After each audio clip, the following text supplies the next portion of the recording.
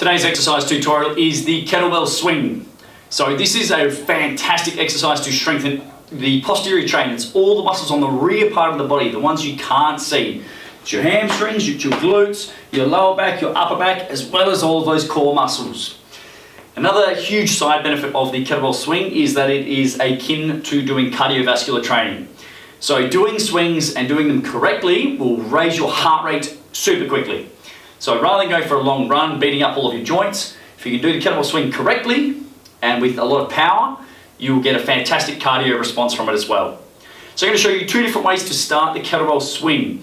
We're going to use a fold swing, okay, and that is basically where we push it off the thigh to get a little bit of momentum. And the second version is a kettlebell hike, and that is basically where we start the kettlebell in front and we hike it and we start immediately through the swing. That's a little bit more challenging. So the first one is a fold swing. You're going to stand over your kettlebell and you're going to deadlift it off the ground like you would normal kettlebell deadlift. Hinge and reach, crush the oranges, push it tall. From this position, you're going to push it off your thigh just to get a bit of momentum and start the swing. Couple key characteristics we want for the kettlebell swing. We want the kettlebell high on the groin. We need to make sure that the butt muscles are super tight as you push through and that you are patient on the downswing. You let the kettlebell come down first, and I'll explain what that looks like in a second. So, you put it on one of the thighs, push off.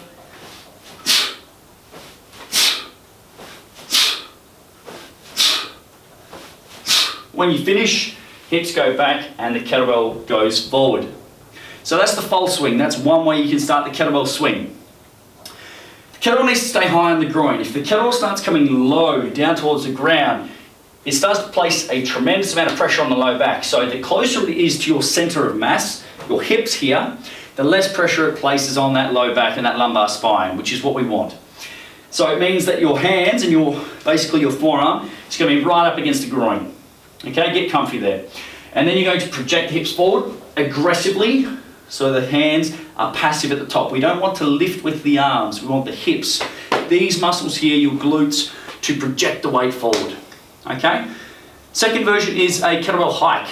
So for this one, stand over your kettlebell, take one step back.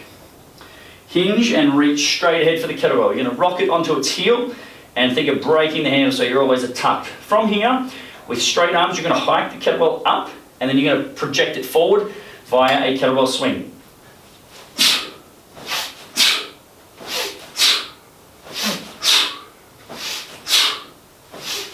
When you finish, hips stay back as that momentum brings the kettlebell forward. Keep the hands high on the groin. Make sure those butt muscles push through aggressively and let the kettlebell come down first. Wait for it. It's like playing a game of chicken. Let the kettlebell move, wait for it, wait for it, wait for it. Last second, reach out the back and do the next rep. When you start to hinge early, it increases the arc on the kettlebell, which once again places unnecessary pressure on your lower back. Big three, hands high on the groin, punch the hips through, and be patient on the downswing.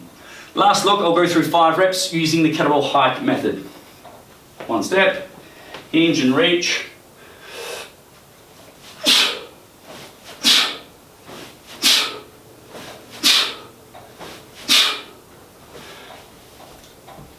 There you have it, the kettlebell swing.